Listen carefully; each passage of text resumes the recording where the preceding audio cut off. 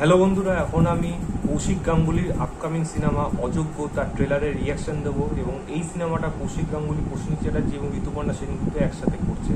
এবং প্রসেনজিৎ ঋতুপর্ণা জ্যোতির তাদের 50তম সিনেমায়। তো কথা না বাড়িয়ে এই সিনেমাটার ট্রেলারটা দেখি, কারণ এই সিনেমাটা দেখার জন্য কিন্তু প্রত্যেকটা বাঙালির মতো আমিও কিন্তু খুব এক্সাইটেড আছি। দেখা যাক এই সিনেমাটা যখন সিনেমা হলে আসবে তখন কেমন হয়। তার আগে ট্রেলারটা দেখি, ট্রেলারটা দেখে নিই, তারপর এটা নিয়ে কথা বলছি।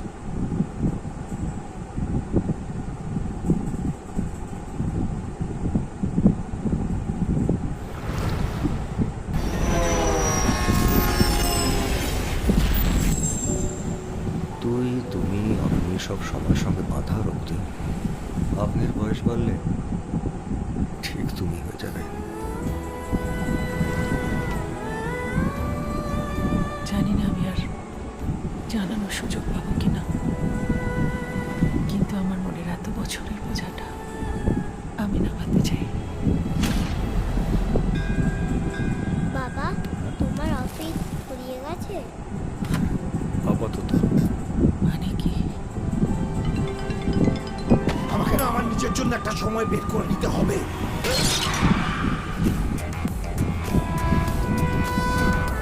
তোমার মনে আছে আমার নাম? প্রসেনজিৎ। জিতটা বাদ দাও, শুধু প্রসেন। বন্ধুর পথ যেরকম মিত্রতার পথ, বন্ধুর পথ আবার দুর্গম পথ। আপনাকে কিন্তু আমার খুব মনে ধরেছে। একটা বয়সের পরে বিয়ে শব্দটা থার্মোকলের মতন হালকা হয়ে যায়, তখন ওজন থাকে শুধু বন্ধুত্বের। তোর সব ঠিক আছে তো? এইটুকু না করলে যে ওর আর আমার ইনকমপ্লিট গল্পটা শেষ হবে না। সন্তানের সব থেকে বড় জ্যোতিষী হচ্ছে মা। এখন রোজ এই হাউস হাজব্যান্ডের চরিত্রটা আমি আর টানতে পারছি না। দুর্বল মানুষদের জন্য পৃথিবীটা নয় রক্তে। কাউকে কথা দিয়ে কথা না রাখাটা তো ভারী অন্যায়। চোর? মধ্যবিত্তকে না একদম অক্টোপাসের মতো আঁকড়ে ধরছে। মর্সালা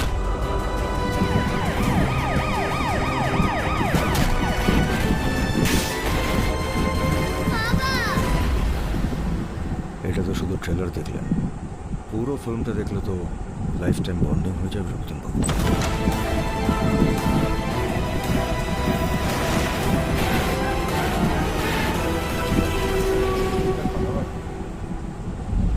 এটা রিস্কি নয় ডার্লিং, এটা রিস্কি, খুব বিপজ্জনক খেলা। আর এই খেলাতে এবার আমাকে জিততেই হবে মা।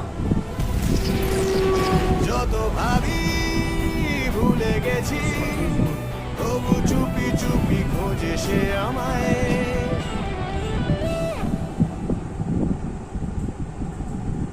7ই জুন এই সিনেমা হলে আসছে। তার মানে একটা কথা কিন্তু পরিষ্কার হয়ে গেল, চাপটা কিন্তু জিতের থাকবে। রুমের আগে একসাথে ক্ল্যাশ হচ্ছে। জিতের সিনেমা, তার ফ্যানরা কিন্তু প্রথমে হিট মানে যা করার করে দেবে, তারপরে কিন্তু কথা বলবে জিতের সিনেমার কন্টেন্ট। কারণ কৌশিক গাঙ্গুলির সিনেমা, সেখানে প্রসেনজিৎ ঋতুপর্ণা 50তম সিনেমা, অডিয়েন্স কিন্তু এটা কিন্তু পাগলের মতো দেখবে।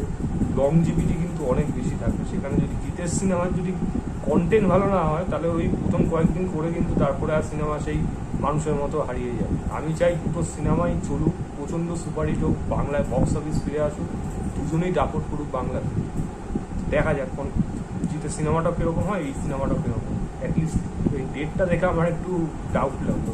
যাই হোক, এবার যদি ট্রেলারটা কথা বলি, ঋতুপর্ণা এবং শিলাজিৎ তারা হাজব্যান্ড ওয়াইফ, তাদের মধ্যে একটা প্রবলেম আসছে। শিলাজিৎ চাকরি হাউস হাজব্যান্ড হয়ে যাচ্ছে, কিন্তু সেটা তাদের পছন্দ না। তাদের দাম্পত্য জীবনের প্রবলেম হচ্ছে, সেখানে তাদের বন্ধু হিসেবে যাকে সম্ভবত তারা দুজনেই চেনে। এবার সে আসার পর তার সাথে ঋতুপর্ণার একটা খুব সম্ভবত প্রিভিয়াসলি কোনো সম্পর্ক ছিল। এবার এই বন্ধু আসার পর কি সত্যি তাদের বন্ধুত্বটা কি মিত্রটা হয়, মানে যেটা ডায়লগের মধ্যে রয়েছে, মিত্রটা হয় না দুর্গম হয়ে যায়? মানে এই বন্ধু কি বন্ধু হিসাবে সাপোর্ট করে, নাকি এখানে তাদের সম্পর্কটা আরও ঘেটে যায়, আরও কমপ্লিকেটেড হয়ে যায়? এখানে কে কার প্রেমের যোগ্য এবং কে কার প্রেমের অযোগ্য? যে যোগ্য হয় সে কতটা যোগ্যতা প্রমাণ করতো, আর যে অযোগ্য হয় তার কী কী কারণে সে অযোগ্য হয়েছে, এই নিয়ে কিন্তু সম্পূর্ণ সিনেমাটা আশা করি থাকতে চলেছে। এর থেকে বেশি আইডিয়া পাওয়া যাচ্ছে না, কারণ এদের দুজনে একটা প্রিভিয়াস কোনো সম্পর্ক আছে সেটা পরিষ্কার বোঝা যাচ্ছে। এখানে প্রসেনজিৎকে যেভাবে লুকস দিয়েছে ফাটাফাটি লাগছে, এবং লাস্ট সিন যেটা আছে সানগ্লাস পরে সেটা কিন্তু আমার অনেকটা সত্যজিৎ রায় উত্তম কুমারকে যেরকম নায়ক সিনেমা দেখিয়েছিলেন পুরোপুরি কিন্তু আমার মনে হচ্ছে ওরকম টাইপের একটা হোমাস দেওয়া হচ্ছে। যদি হয়ে থাকে তাহলে কিন্তু খুব খুশি হবে। আজকের দিনে তো প্রসেনজিৎ চ্যাটার্জি ইন্ডাস্ট্রি, এটা তো আর মানতে পড়তে তো কোনো অসুবিধা নেই, তাকে কিন্তু বেশ ভালো লাগছে। ঋতুপর্ণা পারফরমেন্স বেশ ভালো লাগছে, শিলাজিৎকে খুব ভালো লাগছে আমার এখানে পারফরমেন্সে। তাছাড়া লিলি চক্রবর্তী হোক, সুদীপ হোক বা অম্বরীশ হোক, তাদের যে যে চলগুলো রয়েছে সেগুলো কিন্তু বেশ ভালো। ডায়লগ কিন্তু এই সিনেমাতে খুব সুন্দর রয়েছে, ফাটাফাটি কিছু ডায়লগ থাকবে, এবং গান কিন্তু শুনতে ভালো লাগছে, এবং ব্যাকগ্রাউন্ড মিউজিকের প্রশংসা আমি কিন্তু অবশ্যই করবো। দেখা যাক এই সিনেমাটা কীরকম হয়, সিনেমা হাতে যখন আসবে তখন কিন্তু বোঝা যাবে। আরেকটা প্রশংসা করবো হলো এই ট্রেলারটাকে যে এডিট করেছে, খুব সুন্দরভাবে ফাস্ট পেসে কিন্তু ট্রেলারটা এডিট করেছে, যেটা কিন্তু কৌশিক গাঙ্গুলি অন্যান্য সিনেমাগুলোর মতো কিন্তু না। তো এটা কিন্তু আলাদা একটা অডিয়েন্সের কিন্তু অ্যাটেনশন কিন্তু পাবে, ইন্টারেস্ট কিন্তু আনবে এই ট্রেলারটা এডিটের জন্য। কারণ যেরকম ট্রেলারটা হাই পিক আপনার সেই সময় যেরকমভাবে ব্যাকগ্রাউন্ড মিউজিকটা উঠতে থাকে সেটা কিন্তু একটা ইন্টারেস্ট কিন্তু নিয়ে আসে অডিয়েন্সের মধ্যে। তো আমার কিন্তু ট্রেলারটা কিন্তু বেশ ভালো লেগেছে। আমি লিঙ্কটা ডিসক্রিপশন দিয়ে রাখবো, আপনারা অবশ্যই চেক করে অবশ্যই জানাবেন আপনাদের কেমন লাগে। তো এই ছিল আমার বড় ট্রেলার রিয়েকশন অযোগ্য বলে সিনেমা।